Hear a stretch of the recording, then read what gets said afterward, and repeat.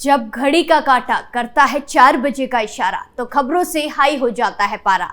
क्योंकि 4 बजे हम चक्रव्यूह के साथ आपके सामने पेश होते हैं और 4 ऐसे लोगों को चक्रव्यूह के चक्र में फंसाते हैं जिनकी पोल पट्टी सुनकर हर कोई हैरान हो जाए। नमस्कार, कैपिटल टीवी में आपका स्वागत है और मैं आपके साथ प्रिया बिस्ट।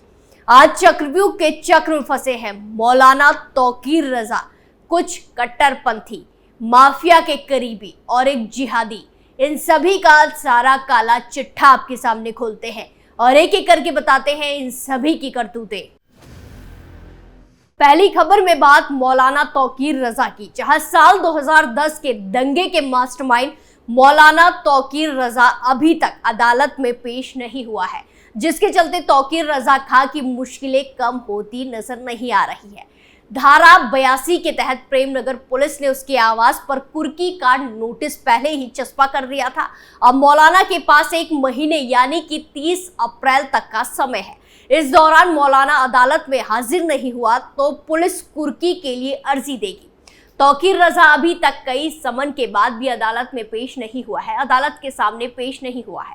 सोमवार को जिला जज की अदालत में इस केस की सुनवाई थी, लेकिन मौलाना हाजिर नहीं हुआ। पुलिस की तरफ से अदालत को बताया गया कि मौलाना को काफी तलाशा, लेकिन कोई सुराग नहीं मिल पाया। उनके घर पर धारा 82 के तहत कुर्की का नोटिस चस्पा कर दिया गया है।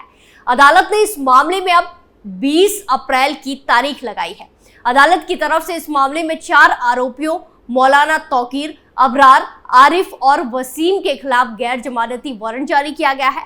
इनमें मौलाना को छोड़कर तीनों आरोपी जेल जा चुके हैं। न्यायालय की ओर से 1 अप्रैल को धारा 82 के तहत नोटिस चस्पा किया गया था। कानून की जानकारों की माने तो नोटिस के बाद आरोपी को 1 महीने तक का समय दिया जाता है। ऐसे में 30 अप्रैल तक अगर मौलाना अदालत में हाजिर नहीं हुआ तो पुलिस धारा 83 के तहत कुर्की वारंट मांगेगी। 20 अप्रैल को पुलिस को अदालत में बताना होगा कि मौलाना की कुर्की की उद्घोषणा के बाद पुलिस ने क्या प्रयास किए।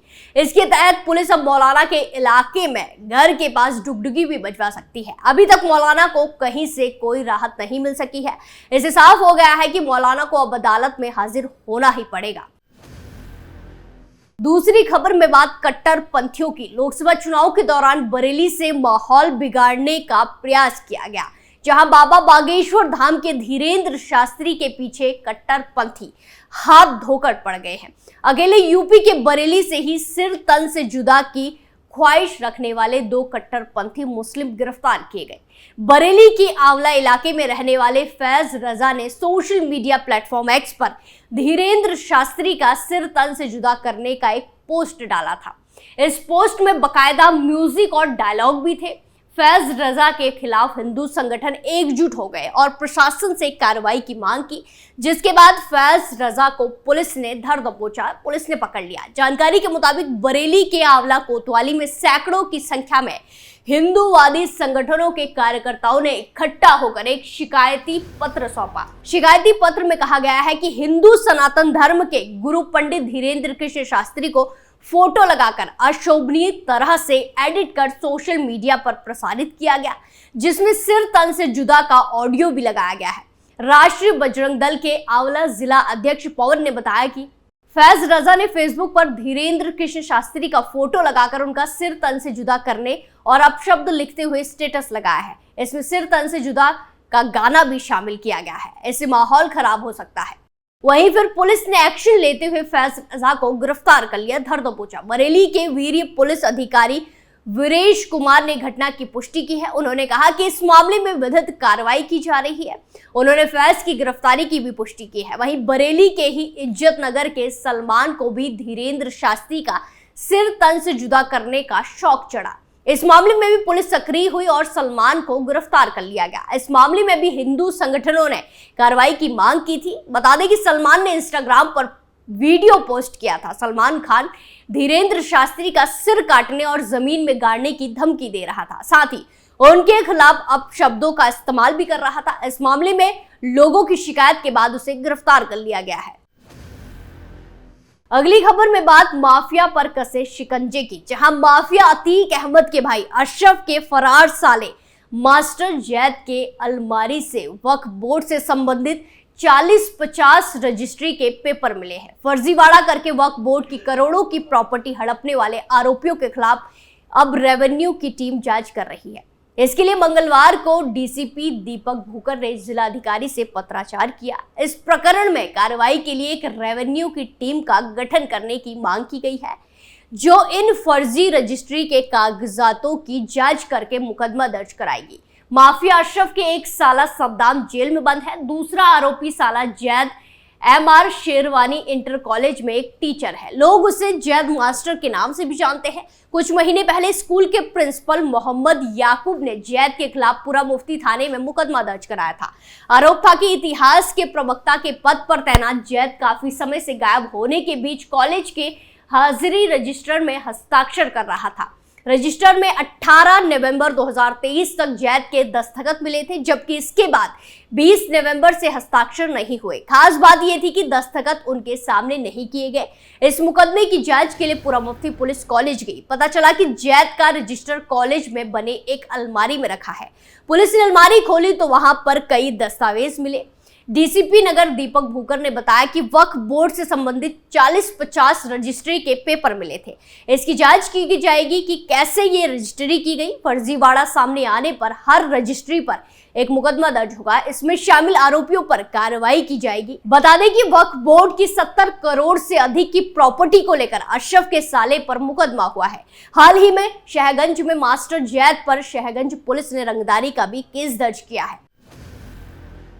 आखिरी खबर में बात एक जिहादी की। उत्तर प्रदेश के शाहजहांपुर जिले में एक दलित लड़की के साथ लव जिहाद का मामला सामने आया है। यहाँ तालिब खान नाम के एक युवक ने अपना नाम राकेश कर पहले पीड़िता को प्यार के झांसे में लिया, फिर उसके साथ दुष्कर्म किया। इस दौरान तालिब ने पीड़िता की अश्लील वीडियो बनाकर उस पर इस्लाम कबूलने का दबाव बनाना भी शुरू कर दिया। आरोप है कि इस्लाम नहीं कबूलने पर 22 साल के तालिब ने पीड़िता से 5 लाख रुपए की मांग कर दी।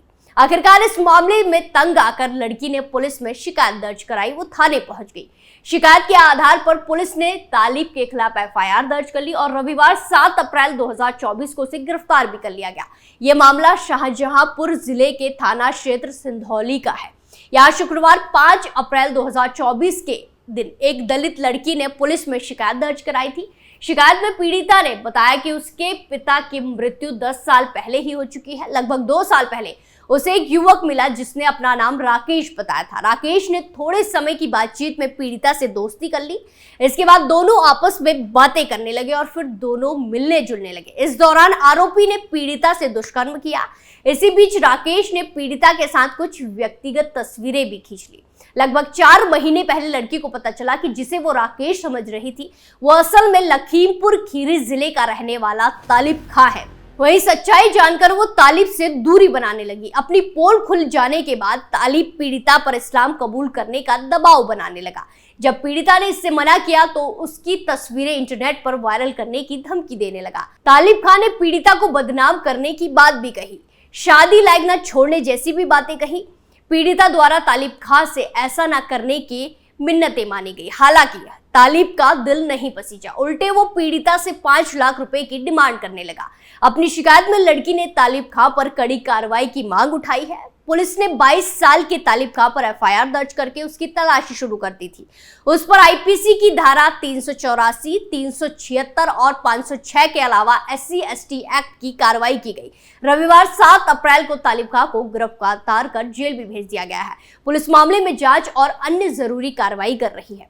आज हमने देखा कैसे चक्रव्यूह के चक्र में मौलाना तौकीर रजा, कुछ कट्टरपंथी, माफिया के करीबी और एक जिहादी फंसे और उनकी पूरी पोल पट्टी खुलकर सबके सामने आ गई। चक्रव्यूह फिलहाल के लिए इतना ही, फिर पेश होंगे सनसनीखेज खुलासों के साथ। बाकी तमाम खबरों के लिए देखते रहिए कैपिटल TV उत्तर प्रदेश। नमस्कार।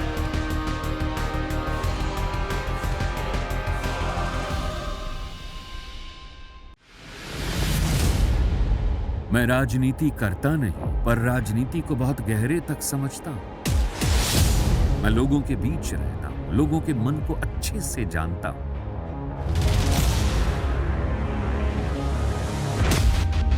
पब्लिक और पॉलिटिक्स की हर नब्ज को खूब पहचानता हूं।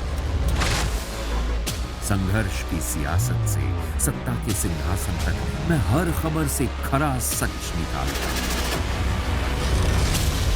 ना कोई दौड़, ना कोई race. Capital TV, Uttar Pradesh.